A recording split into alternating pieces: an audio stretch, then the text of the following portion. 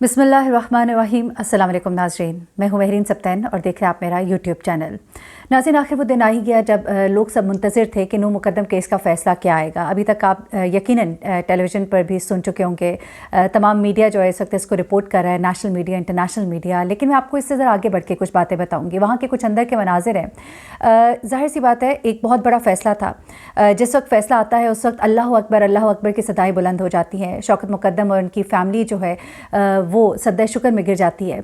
ये तमाम मनाज़िर मैं आपको बताती हूँ। मेरी एक कोर्ट रिपोर्टर है फ़याज़ महमूद, उनसे मेरी बात हुई। उन्होंने मुझे तमाम मनाज़िर भी बताए जो वहाँ पे लोग मौजूद थे, उनकी क्या फ़ीलिंग्स थी, उनके क्या जेस्चर्स थे। पहले तो थोड़ा सा डिटेल आपको बता देती हूँ कुछ फ़ैसले के हवाले से भी और कुछ सारे दिन में हुआ क्या, क्योंकि सुबह 8:15 बजे के करीब इन मुल्ज़िमान को यहाँ पे लाया गया, बख्शी खाने में रखा गया, फिर फ़ैसला लिखा जा रहा था। ज़ाहिर सी बात है फ़ैसला महफूज तो कर लिया गया था, लेकिन वो फ़ैसला कि इंडिविजुअली किसको क्या क्या सज़ा दी जाएगी वो पर्टिकुलरली आज के दिन ही लिखा गया, और वो इसलिए भी कि कोई फ़ैसला लीक आउट कहीं से ना हो सके। तो ये तमाम चीज़ें आज होती रहीं और उसके बाद ये फ़ैसला जब सुनाया गया 1 बजे के बाद, तो वो फ़ैसला जो है तकरीबन इसे गेस किया जा रहा था, प्रेडिक्ट किया जा रहा था कि जो तमाम तर शवाहिद अभी तक पेश किए गए उनके मुताबिक तो फ़ैसला यही बनता है। और वो फ़ैसला फिर आया भी, क्योंकि हम देखना चाहते थे कि निज़ाम इंसाफ किस तरह से काम करता है, तो वो हमें करता हुआ दिखाई दिया।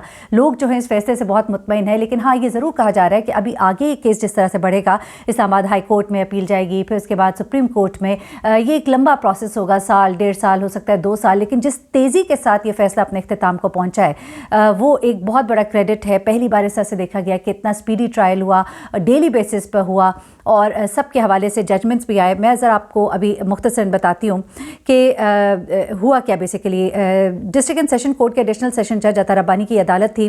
कत्ल के जुर्म में दफ़ा 302 के तहत सज़ाए मौत सुनाई गई ज़ाहिर जाफ़र को। ज़ाहिर जाफ़र के वकील ने जिस तरह से पैंतरे बदले थे और जिस तरह के इल्ज़ामात आखिरी दिनों में लगने शुरू हुए थे, बड़े शर्मनाक थे। मैं उसको रिपोर्ट करती रही। जिस तरह वो कहते थे कि ये तो गैरत के नाम पर कत्ल भी हो सकता है और ये तो इसमें शौकत मुक़द्दम भी मुलव्विस है, और ये तमाम बातें की गई। लेकिन उसके बाद जिस वक्त नूर मुक़द्दम के वकील जो है, शौकत मुक़द्दम साहब के जो वकील हैं, वो जिस वक्त आए, उन्होंने आकर फिर जिस तरह की दलीलें दी और जिस तरह से उन्हें शर्मिंदा किया, वो सब भी फिर सारी दुनिया ने देखा।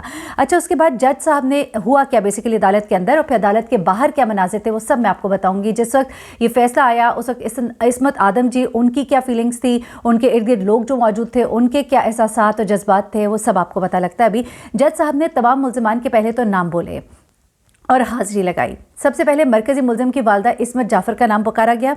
जज अता रब्बानी ने कहा कि जिसका नाम पुकार रहा हूँ वो आगे आते जाएं। अदालत ने इस्मत आदम जी, जमील जो कि जमील, हाँ जी, जान मोहम्मद, थेरेपी वर्क पार्क के जो मुलाजमीन है, ताहिर और अमजद, इनको बरी कर दिया। जमील जो कि खानसामा है। अच्छा, ट्रायल कोर्ट की सज़ा के ख़िलाफ़ मुल्ज़िमान के पास अभी अपील का हक़ है। और आपको मैं बताती चलूँ कि जो 2 मुल्ज़िमान थे, यानी कि एक तो आपका ड्राइवर था यानी चौकीदार था, और दूसरा आपका वो माली था जो कि वहाँ पे गेट पे मौजूद था, और जो सीसीटीवी फुटेज में देखा गया था कि जिस वक्त नूर ने छलांग लगाई थी तो उसके बाद उसे बाहर जाने से जो रोकने वाले थे वो यही 2 अशखास थे। अगर ये इस तरह से ना करते तो नूर आज बच सकती थी।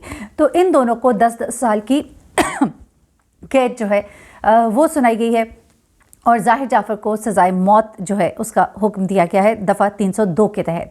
अब मैं आपको बताती हूँ कि वहाँ पे मनाजिर क्या थे, वहाँ पे लोगों ने देखा क्या था।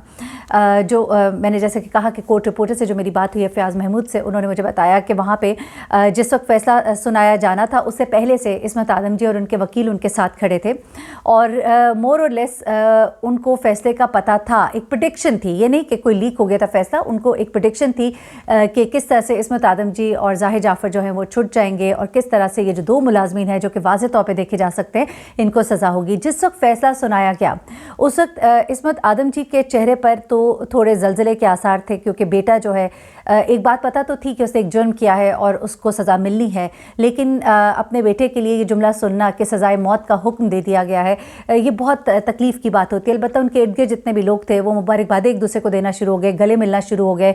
उसके बाद जो मुलाजमीन थे उनके जो घर वाले आए हुए थे उसमें एक तो जो खानसामा था उसको तो छोड़ दिया गया, उसके घर वाले जो है वो उसे गले लग रहे थे और रो भी रहे थे।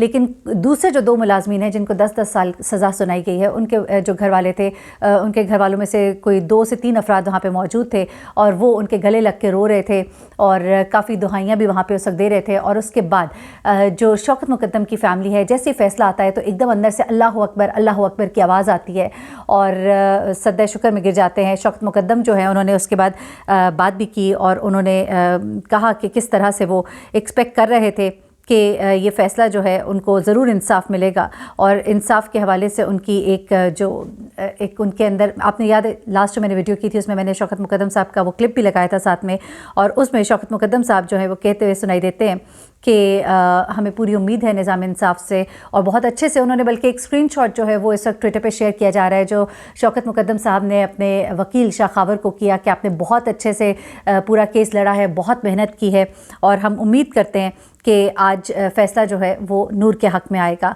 उसके बाद उन्होंने आज गुफ्तगू करते हुए क्या कहा था शौकत मुकद्दम ने, वो भी मैं आपको बताती हूँ। उन्होंने कहा था कि सब पुरुम्मीद हैं कि नूर मुकद्दम कत्ल केस में आज इंसाफ मिलेगा। दुआ है कि नूर मुकद्दम कत्ल केस में फ़ैसला इंसाफ पर मबनी हो, कातिल और जुर्म करने वालों को सज़ाएँ मिलें।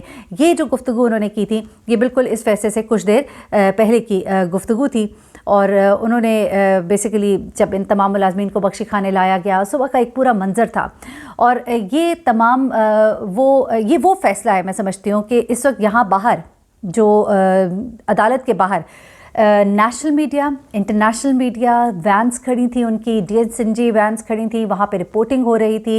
जैसे ही फ़ैसला आता गया इंटरनेशनल पेपर्स के ऊपर बाकायदा इसको रिपोर्ट किया गया, बताया गया कि क्या फ़ैसला दिया गया है, और एक ऐसा फ़ैसला आया है मैं समझती हूँ कि जिससे पाकिस्तान का जो एक अच्छा इमेज है वो भी पूरी दुनिया के सामने आएगा।